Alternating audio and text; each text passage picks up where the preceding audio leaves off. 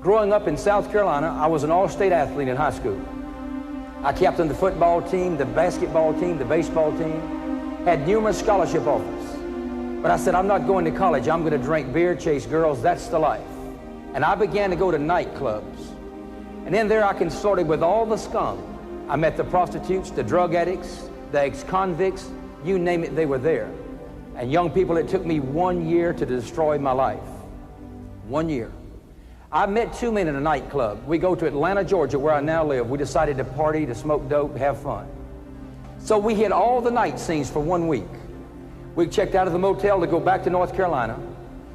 And my two friends says, let's go by and visit these girls that we had met in this apartment complex. So we did that, but the girls weren't there. My two friends left my car and went a block and a half down the street and decided to rob a supermarket. They pulled guns on 12 people and told the manager to open a safe. He was getting ready to do that when an innocent bystander was standing there, and he pulled a pistol out of his belt to shoot them, to become a hero. But one of them shot him first. And they ran, came back to where I was, a block and a half away, and they said, drive, drive, we shot a man. The worst mistake I've ever made in my life was driving them back to North Carolina. En route back to North Carolina, I asked them what happened, and they told me, and I said, well, did you kill the man? They said, no, he was standing when we left. We're sure he'd be all right. Well, they got out of my car. I never saw them again for 1 year. I was arrested by the FBI. I was charged with armed robbery and murder. The man had died 5 minutes later. Well, I go on trial for my life, the electric chair in Atlanta, Georgia. My two so-called friends that I haven't seen during this year came in that courtroom, took the witness stand against me, testified they were never tried in a court of law. I was given 2 life sentences, given mercy. I stood in front of that judge that day and heard the saddest words I've ever heard in my life. He said, young man, for the crime of robbery, he said, I sentence you to the state penitentiary at hard labor for the rest of your life. And he said, for the crime of murder, I sentence you the rest of your natural life in the state penitentiary at hard labor. They shackled me down. They took me over to Fulton County Jail, put me in an 8 by 10 foot cell. And I spent over 2 years, and finally I lost my last appeal, and 2 old guards came. They shackled my ankles, they put a chain around my waist and handcuffed my hand to that chain and took me to Georgia State Penitentiary. I'll never forget that day as I stood in front of that big, massive prison. As I started to walk through the door, one of the old guards looked at me and he said, young man, how much time do you have? I said, I have 2 life sentences, sir. He said, how much time have you done on it? I said, I'm just starting out. He said, young man, take a good look at the front door of the prison, because you'll die there. You will never be free again. I looked back over my shoulder. I began to cry. You know why? I believed him. As I looked back that day, there was no one to say, I love you, I care about you.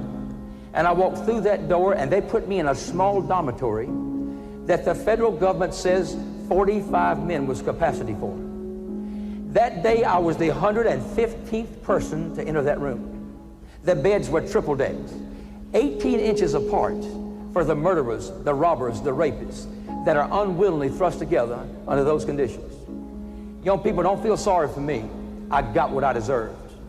I consorted with the scum of the earth, and I became as they were.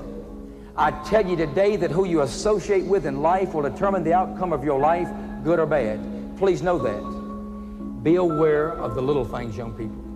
You can go to prison, and the little things are so important. Let me give you an illustration that I think is the best illustration I could ever use to show you that you can wreck your life in a period of 1 day. In 1972, the worst year in my life, I had been in prison for 3 years, and I was in a fight one day. I was going to be operated on. The door opens, out walks a man. The minute I looked at him, I know who he was. His name was Sheephead. He had been in so many fights in prison that every facial bone had been broken. He looked like a sheep.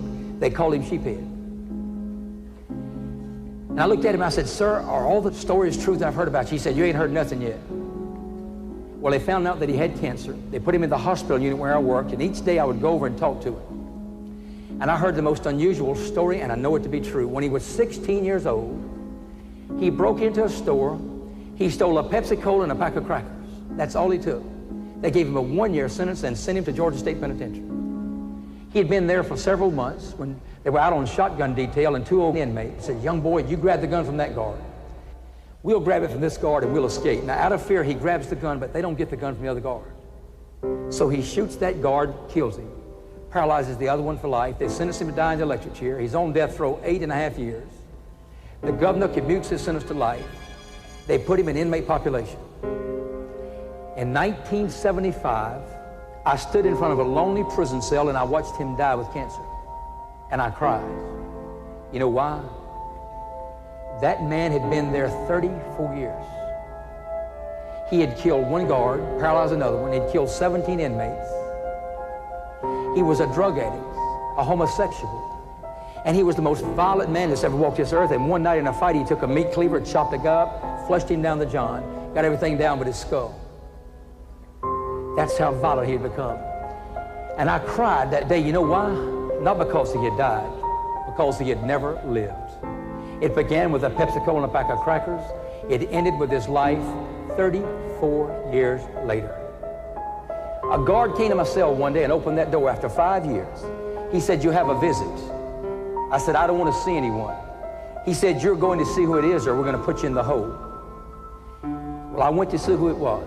And as I turned the corner, there stood my brother. I asked him how he'd found me after 5 years.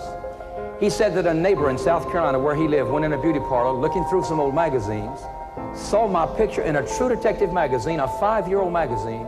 He said, "That's how I found you." Well, it was a great day in my life as my brother told me about my mom, my family, and then he left. And they put me back in that prison cell on top of that prison. And for the first time in 5 years, I realized why I was there. And I cried that night as I thought of my life. I thought about how alcohol, other drugs, negative peer pressure, always associated with the wrong kinds of people. And I thought about how I'd had a bad attitude all my life. And when you get older, you're going to find out that you're your own worst enemy and that most of you have gone through life with a bad attitude. I had the worst attitude of anyone I've ever known, and a teacher in the 8th grade told me that, and I said, "What do you know?" She knew a lot. I wish I'd listened, and many times lying in a prison cell, I'd remember things that my parents, my teachers, my coaches had shared with me. And I said, if only I had listened.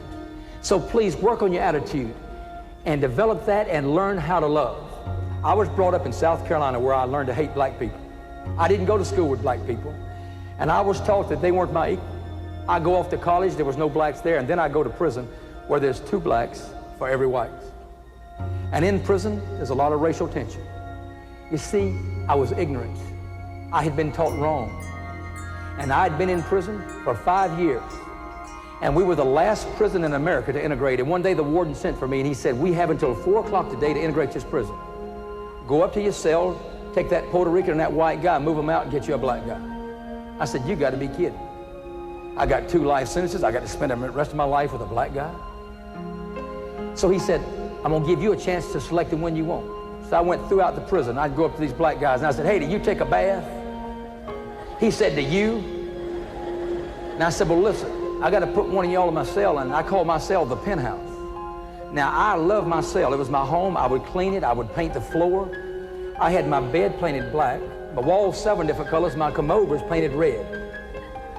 So I call it the penthouse, sharpest cell in prison. So everybody wanted to go to that clean cell. So I chose this black guy. He's the greatest athlete I've ever known. He was a decent guy, and he said, "Yeah, I'll move in." I said, "Okay, one thing. Nobody bothers my stuff. I won't bother yours. I'll share everything I got with you, but I don't steal, you don't steal." So they put us in this 8 by 10 foot cell, slammed the door. There's 18 inches of space between the beds. There we sit staring at each other. He looked at me and I looked at him and I said, "You don't like me, do you?" He said, "No." He said, "You don't like me, do you?" And I said, "I hate your guts." He looked at me and he says, "Why do you hate me?" I thought I would have had 50 reasons to give him. I couldn't think of one. And I said, "Cause you black." He said, "That's right. You hate me because of the color of my skin." He says, "I don't hate you because you're white. I hate you because you'd be sorry in any color."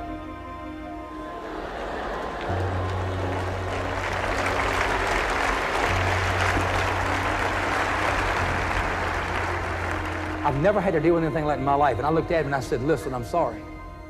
I'm wrong. I've been taught wrong all my life, and I don't know how to make it right with you, but I'll do anything on earth to make it right." To make a long story short, that man became my closest friend as we spent 3 years in that cell. We shared everything we had. Every time you saw one, you saw the other. They call us salt and pepper. And one night, some black Muslims came up to kill some friends in another cell and I guess to attack me. And my friend stood up and tried to reason with him. And they stabbed him in the back 7 times. They rushed him off to the hospital to die. They called his mother and they said he won't live through the night. They slammed that door and I took a mop and I started mopping up that blood of my friend. And I cried as I looked at that red blood because it's the same color of mine. And I got on my knees and prayed for that boy. And I said, don't let him die. He lived, he came back to that prison. And the day I left, he was standing at the fence and he hauled out through that fence. He says, I love you, Harold. I love you. All the inmates were there, the guards, the warden. And I looked back at him and I says, I love you too. I'll be back. I went back 55 times. I carried him all the food he could eat. And I was there the day that he walked through that door. But before he got out, I carried boys from this orphanage where I worked, troubled kids, back there, and he would take off his shirt and show them his back where he'd been stabbed 7 times. That's what love is all about.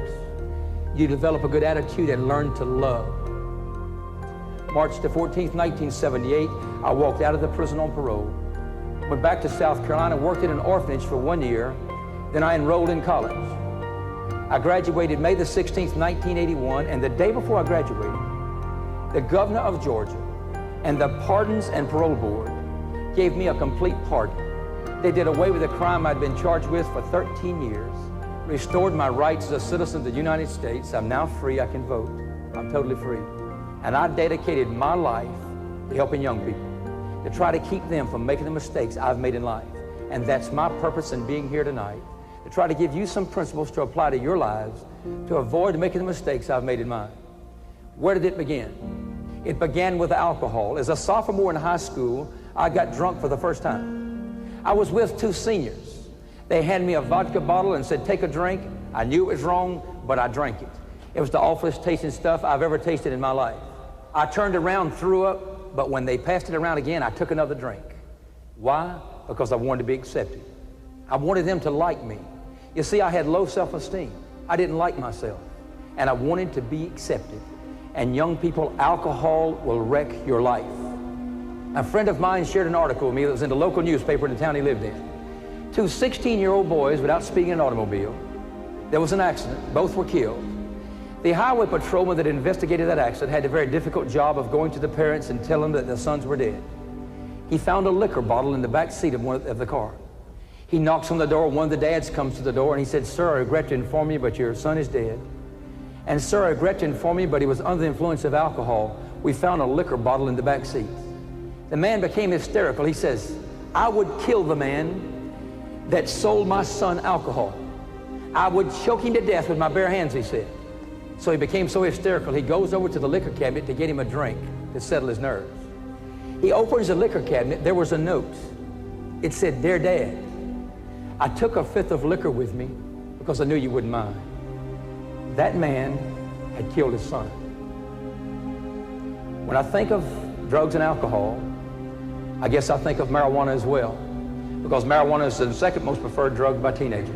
5 marijuana joints is equivalent to 112 tobacco cigarettes in your lungs. And the great danger about marijuana is you don't know what you're getting. You see, you buy it from the drug pusher and he's the scum of the earth. He would sell his soul for the almighty dollar. When I think of drugs, I'm reminded of Georgia State Penitentiary and the experiences I had there. I have seen men there inject drugs into their veins.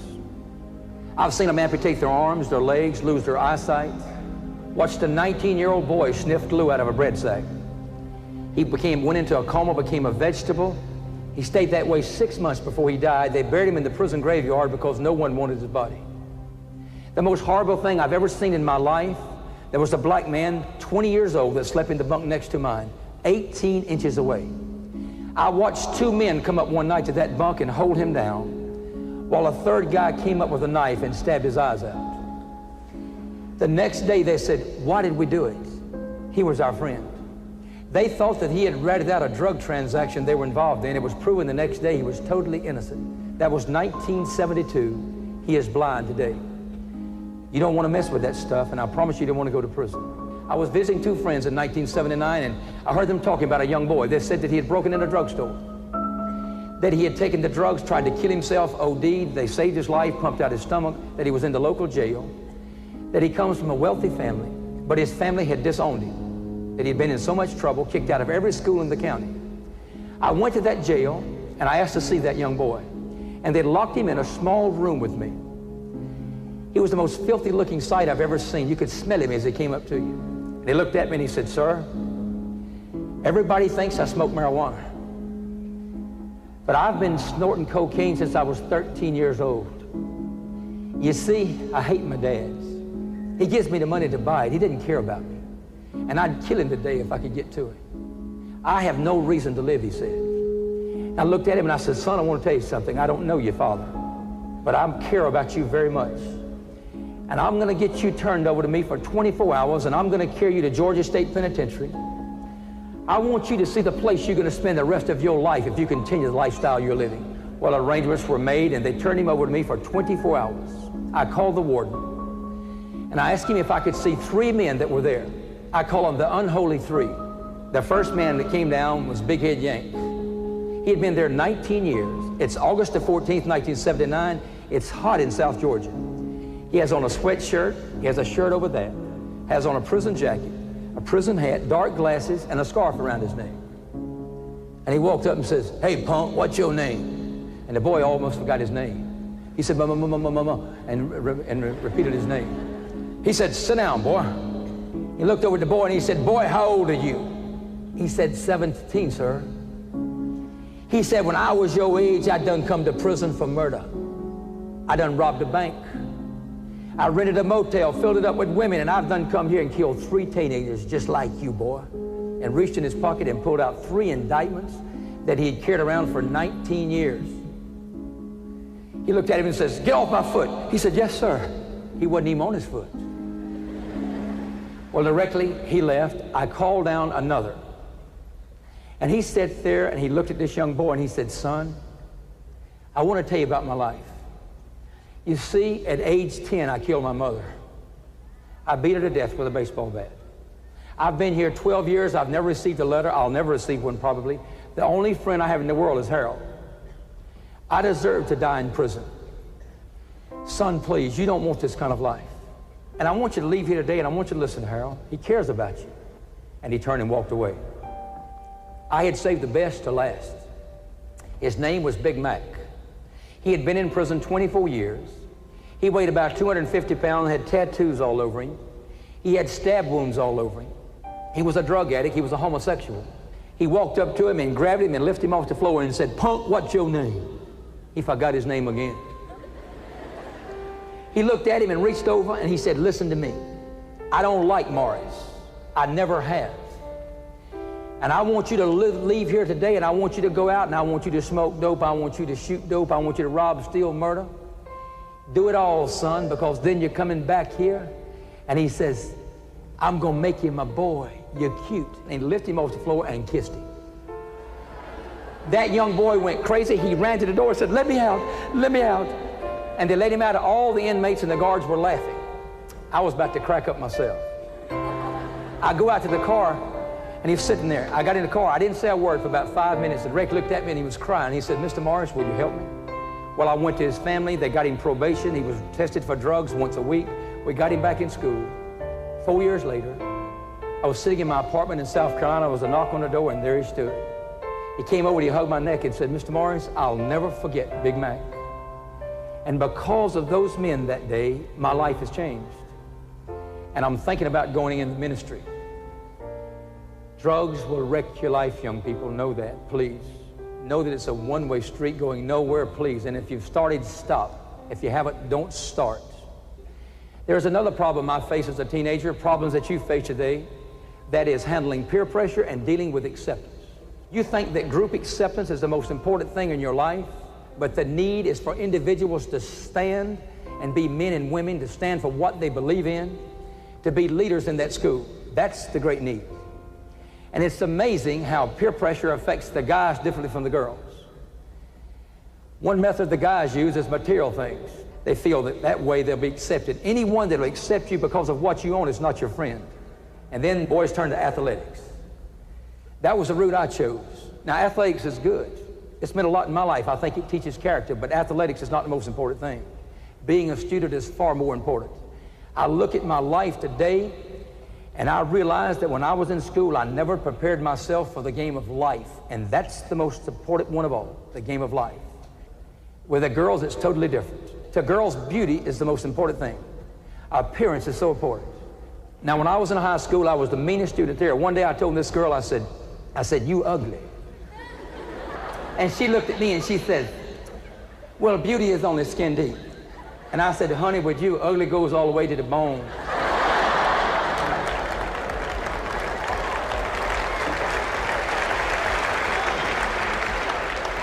But I saw her not long ago. You know what she said? She's married, she has 2 kids. She always had a beautiful personality. She had character.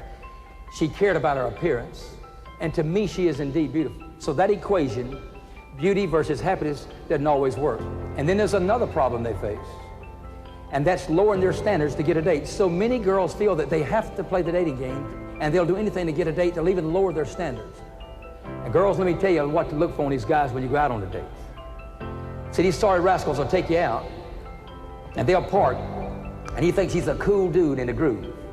He thinks he's king cool, and he'll look over at you, and he'll say, baby, you know what you are? And you'll say, what? He'll say, you're a TF. You'll say, what in the world is a TF? He said, you're a total fox. You'll say, golly, he's nice. And then he'll look at you and he'll say, it ain't gonna be long before you be a UBM. And you'll say, well, what in the world is a UBM? He'll say, a ultra bad mama. Oh, you'll say, golly, he is king cool. And then the sorry rascal he's setting you up. He will look at you and he'll say, if you love me, prove your love. He doesn't love you. Anyone that'll ask you to prove your love doesn't love you. He's taking you to be the biggest fool, the most gullible fool that ever walked this earth. You figure it out for yourself. What is he asking you to do when he says prove your love? He's asking you to surrender your virtue, throw away your self-respect, risk the loss of your precious reputation, and risk getting in trouble, and that is not love. He doesn't care what's best for you, because anyone that loves you wants what's best for you. Let me tell you how you deal with that character. Carry your Bible with you. Put it on the seat between you. By the time he crawls over Matthew, Mark, Luke, and John, he's worn out.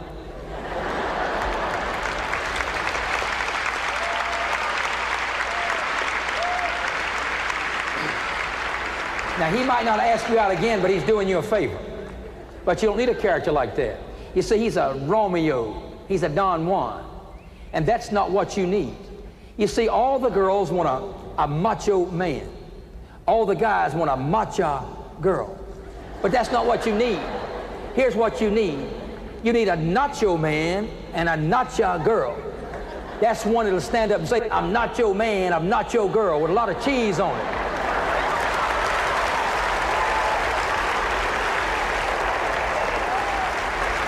So you start looking for a nacho and a nacho. Because let me tell you about that sorry rascal. After he gets what he wants, he'll move on to someone else and brag about his conquest. He doesn't care about you. Please, no alcohol, drugs, immoral sex. How do you resist peer pressure?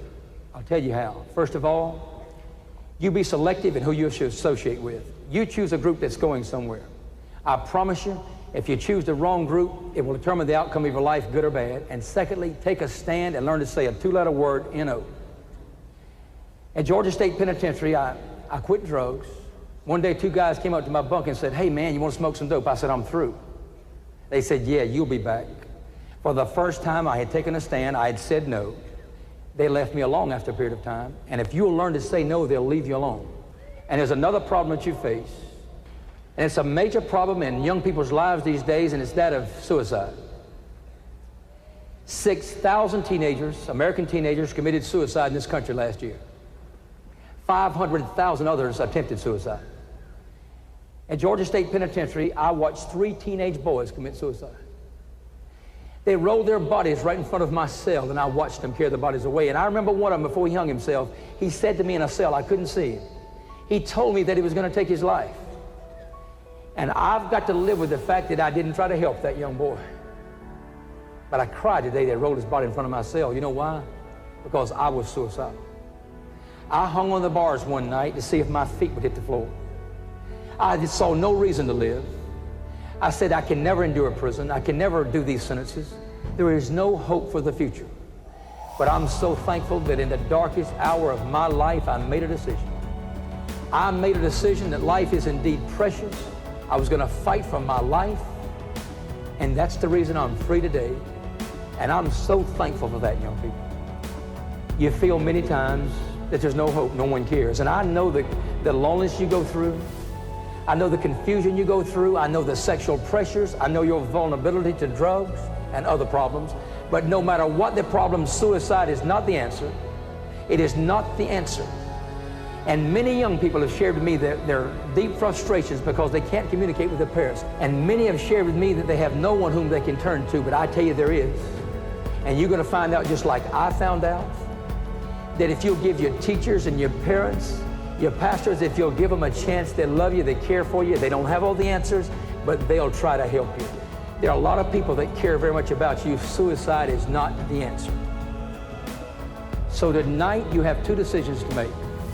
Number one, you can say, sir, everything you've said sounds good, but that's not for me. You see, I'm young and I want to live, and maybe when I get your age one day, I might think about those things you've talked about tonight.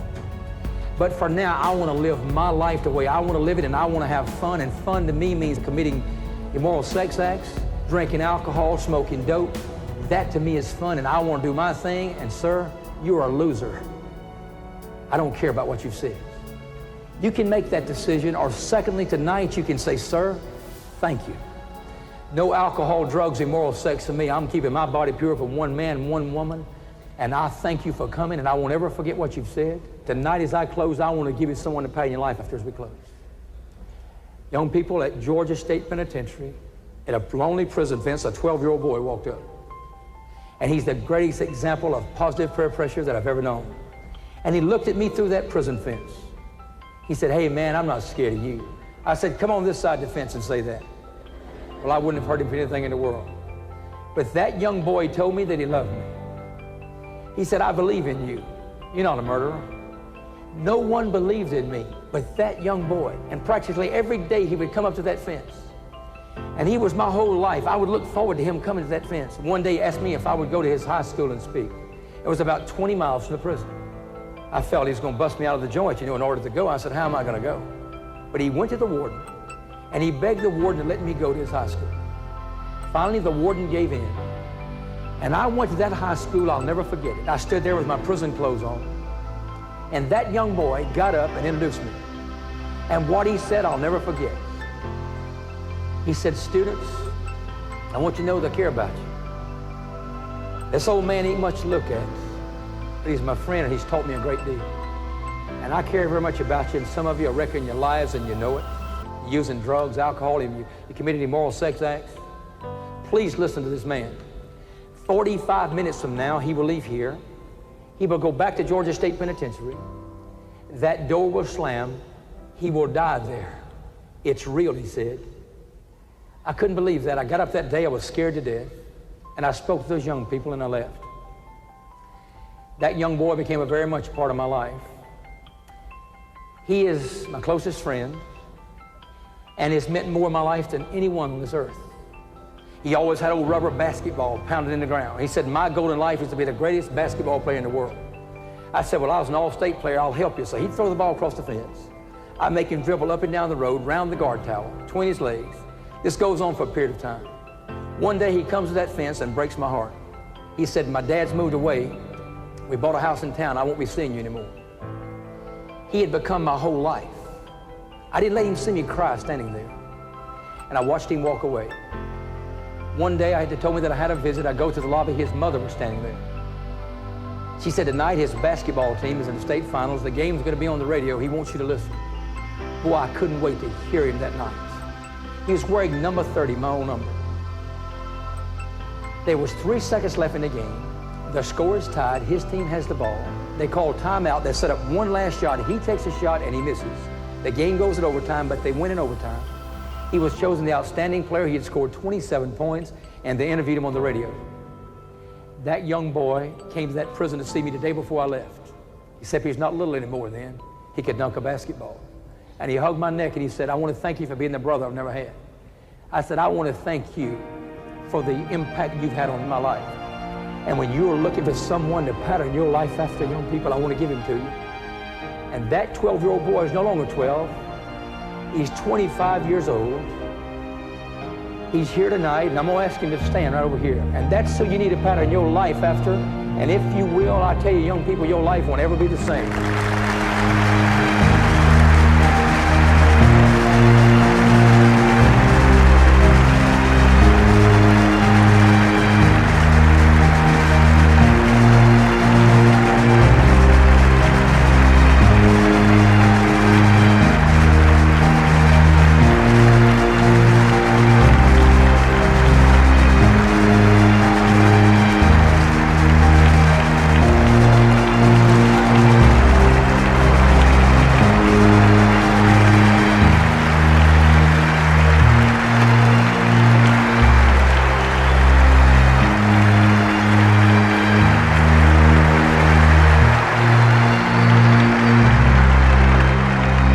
Thank you for letting me come tonight, young people. I'll never forget you. I thank God for your lives. Hope and pray that you will take a stand with your life. Learn to love. And if you will, the teenage years will be the greatest years of all. I'll be standing down front, and if ever you want to talk to me, I'd love to meet you. It's been a pleasure. God bless each and every one of you.